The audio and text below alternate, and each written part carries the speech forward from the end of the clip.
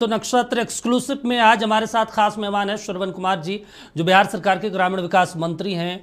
7वीं बार विधायक 2020 में बने। नालंदा विधानसभा सीट को लेकर नालंदा बिहार के मुख्यमंत्री नीतीश कुमार का गृह जिला है। तो आज तमाम राजनीतिक सवाल हैं उनके सवाल हैं जो हम जानेंगे, और उसके अलावा इस बार बिहार की परिस्थितियां क्या है, राजनीति क्या दिख रहा है, नालंदा में खास तौर से क्या चुनौतियां हैं, इन तमाम सवालों के साथ आज सरवन जी जुड़ रहे हैं। सरवन जी, सबसे पहले नक्षत्र न्यूज़ से बातचीत करने के लिए और जुड़ने के लिए स्वागत।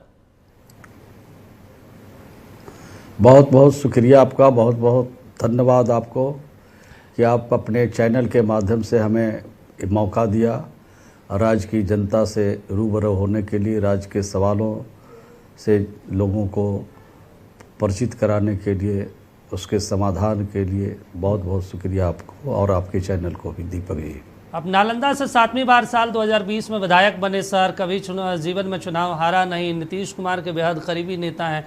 इस बार चुनावी मैदान में क्या लग रहा है नालंदा में? नालंदा में सिर्फ नहीं, पूरे बिहार में एनडीए का बोलबाला है। और बिहार के लोकप्रिय मुख्यमंत्री श्री नीतीश कुमार जी ने जो काम किया है बिहार के खास करके गरीब लोगों को, वंचित लोगों के लिए, निसहाय लोगों के लिए, बेसहारा लोगों के लिए जो काम किया है, सब लोग मिल करके नीतीश कुमार जी को 2025 में भी मुख्यमंत्री बनाएंगे और नीतीश कुमार जी के नेतृत्व में सरकार बनाएंगे और 2025 नीतीश कुमार जी के हवाले करेंगे। नहीं तो आपको लगता है कि वाकई में वो स्थिति है जनता दल यूनाइटेड की इस बार 2025 के विधानसभा चुनाव में कि सत्ता में रिपीट हो जाए? नहीं, पिछले चुनाव से इस बार बहुत बेहतर स्थिति है। सभी वंचित समाज एक तरफ हो गए हैं और जो प्रगतिशील लोग हैं बिहार में, जो बिहार की प्रगति से जिनकी रुचि है, बिहार की तरक्की से जिनकी रुचि है, सब लोग मिल करके इस बार एनडीए को जिताएंगे। और डबल इंजन के सरकार में जो काम हुआ है वो पूरे बिहार में चर्चा है, गांव-गांव में चर्चा है, मोहल्ले टोले में चर्चा है। और जिनको हम लोगों ने 20 वर्षों में हर परिवार को लाभ पहुंचाया है, हर व्यक्ति को लाभ पहुंचाया है, ये लोगों की जबान पर चर्चा है। और उससे सब लोग चाहते हैं कि बिहार में नीतीश कुमार जी पुनः मुख्यमंत्री बने, ताकि ये सारी जो चीज़ें चल रही है वो सारा चीज़ चलता रहे। और भी गरीबों को देखने वाला बिहार में अगर एक नेता है, उसका नाम नीतीश कुमार है। अच्छा, आप नीतीश कुमार को लेकर जिक्र कर रहे हैं, बिहार के मुख्यमंत्री हैं पिछले 20 सालों से, आप लगातार उनसे 30-35 सालों से उनके साथ काम कर रहे हैं। मौजूदा समय में नीतीश कुमार की कार्यशैली को लेकर बड़ा सवाल उठता है, नीतीश कुमार के सुशासन पर सवाल उठ रहा है, उनके स्वास्थ्य को लेकर सवाल उठ रहा है, लोगों में भी एक दुविधा की स्थिति पैदा हो गई है। देखिए, जब गरीबों के लिए कोई व्यक्ति काम करता है तो सवाल तो खड़ा होंगे। जब गांव के गरीब, हमारे बूढ़ा और बूढ़ी माता और हमारी दादी और दादा के लिए जब 400 से 1100 पेंशन जब किया जाता है तो सवाल खड़े होंगे।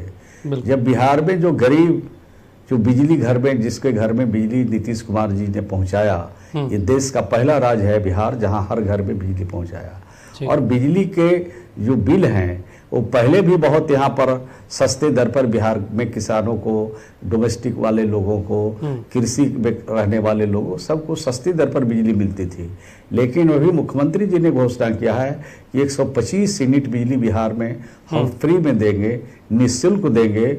और उससे लोगों में उत्साह देख रहे हैं, लोगों में जो लग रहा है कि हमको सम्मान मिला।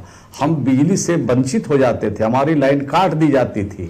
आज उन गरीबों में काफी हौसला बढ़ा है जब ये सारा काम करते हैं। सड़क जब गांव में बनाते हैं, गांव में पीने का पानी का इंतजाम करते हैं। आजादी के इतने दिन बाद जो राष्ट्रपिता महात्मा गांधी ने कहा, डॉक्टर भीमराव अम्बेडकर ने कहा, सरदार पटेल ने जो सोचा, डॉक्टर राम मनोहर ने जो सपना देखा, उन सपनों को अगर साकार करने में बिहार की सरकार और बिहार के मुख्यमंत्री जब काम करते हैं तो कुछ लोग तो इसको विरोध के तौर पर लेंगे, कुछ लोग तो कहेंगे कि नीतीश कुमार जी ठीक काम नहीं कर रहे हैं, अच्छा काम नहीं कर रहे हैं। बिहारी कहलाना आज स्वाभिमान का विषय बना दिया नीतीश कुमार जी ने 20 वर्षों में, तो उनको अच्छा कैसे लगेगा?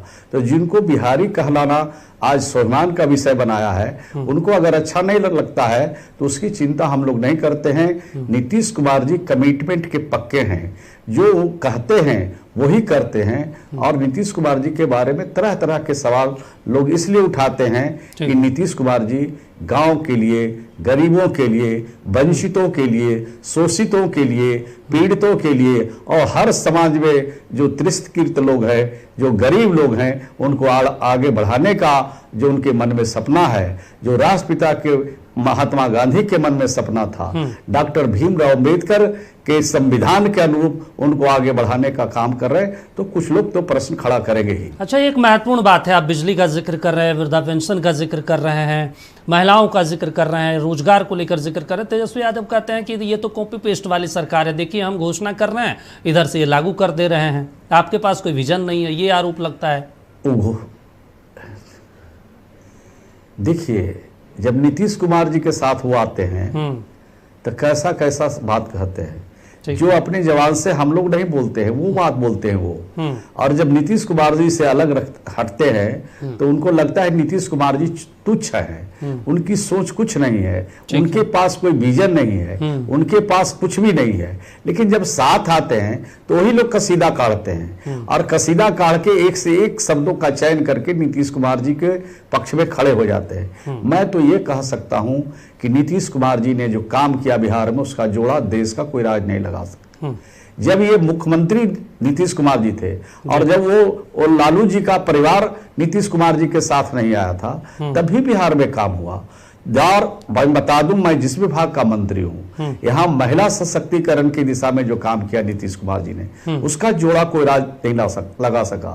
ये बिहार बहुत छोटा राज है, उत्तर प्रदेश बड़ा है, यहाँ महाराष्ट्र बड़ा है और बंगाल बड़ा है।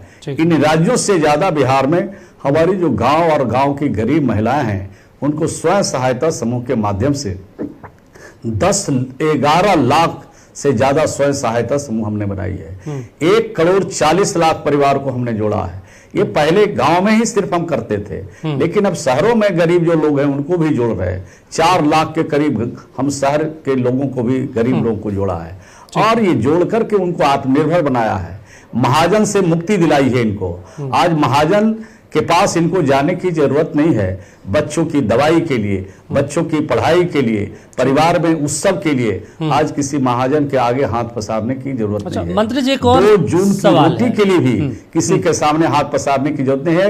ये आत्मनिर्भरता हमने गांव और गांव की गरीब महिलाओं को स्वयं सहायता समूह के माध्यम से उनको आगे बढ़ाने का काम किया। एक मंत्री जी, आपसे और भी सवाल है कि आपको लेकर ये कहा जाता है, आप जिस विभाग के मंत्री हैं वो बहुत महत्वपूर्ण विभाग है, ग्रामीण क्षेत्र से जुड़ा विभाग है और सबसे ज्यादा बिहार में गाँव है, तो गांव को विकसित करने की जिम्मेदारी आपके कंधों पर नीतीश कुमार ने दी है। लेकिन सबसे ज्यादा कहा जाता है कि इसी विभाग में भ्रष्टाचार होता है प्रखंड स्तर पर, चाहे वो फिर प्रखंड विकास पदाधिकारी हों, पंचायती राज विभाग के हों, जेई हों, मतलब लूट खसूट कर देते हैं। बिना पैसा का कोई काम प्रखंड स्तर पर होगा ही नहीं। इसके लिए विभाग कोई ठोस कदम उठा रहा है? देखिए, आपने बहुत मौलिक सवाल आपने उठाया है। आपको मैं बताना चाहता हूं कि मैं प्रधानमंत्री आवास योजना का काम देखता हूं, मुख्यमंत्री आवास योजना का काम देखता हूं, मनरेगा का काम देखता हूं, जीविका जिसकी चर्चा भी मैंने किया वो भी काम मैं देखता हूं, लोहिया स्वच्छ अभियान बिहार का काम हम देखते हैं, जल जीवन हरियाली का काम हम देखते हैं। तो ये सब काम तो बहुत महत्वपूर्ण है गांव और गांव की उन्नति के लिए। लेकिन हम तो जो पैसा जो है प्रधानमंत्री आवास योजना का, हम तो उनके खाते में देते हैं और खाते में हम उनको पैसा देते हैं और हम पैसा उनको दे देते हैं उनके खाते में, उनको घर बनाने के लिए। हम स्वीकृति देते हैं, स्वीकृति के बाद उनके खाते में पैसा देते हैं।